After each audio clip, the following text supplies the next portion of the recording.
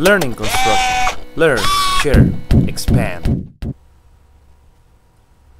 Hey guys, welcome back to Learning Construction. And on this episode, we're going to continue talking about RFIs.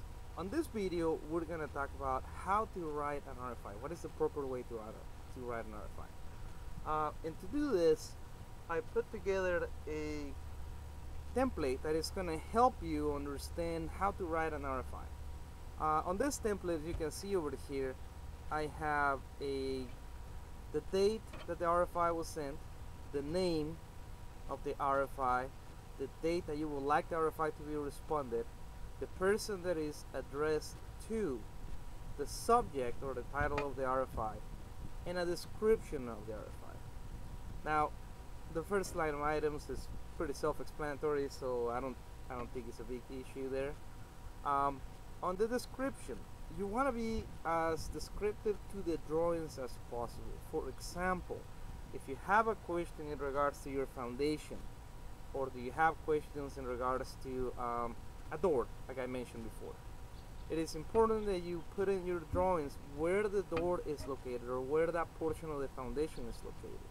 What is the name of that door, or what is the number of that door? Where is the door located between grid lines, and what page do you find that issue? This is very important because, as you know, the drawings, the larger the project, the more pages you're going to see, and it gets more and more complicated. So it's really important that you give as much detail to your architect to where he can find it, or whoever you're asking the question, where they can find them. This will really help them to determine why are you asking the question. The other thing is you want to be very detailed on your question. What is the purpose of your question? For example, are you trying to determine how high your door is?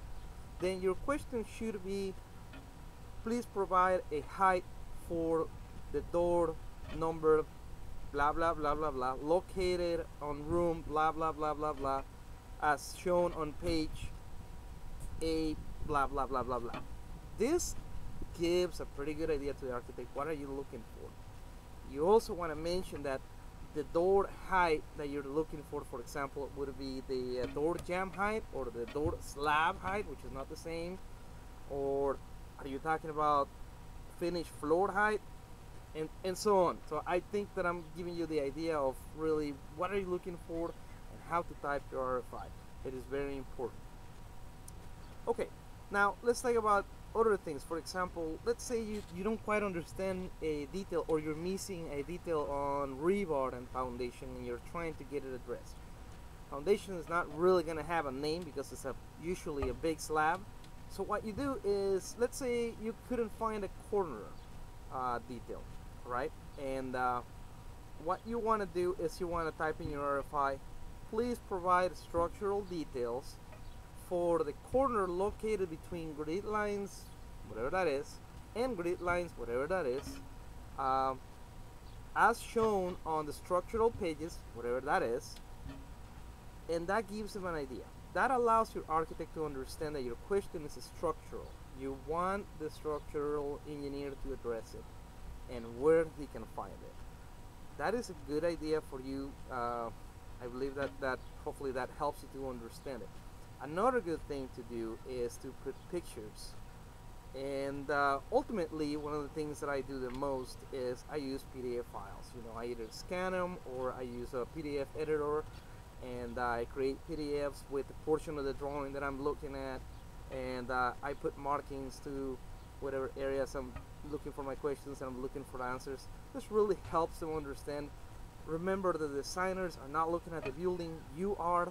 And when they give you the answers, you want them to give you an answer that applies to the problem that you have in hand, and not, you know, a random answer.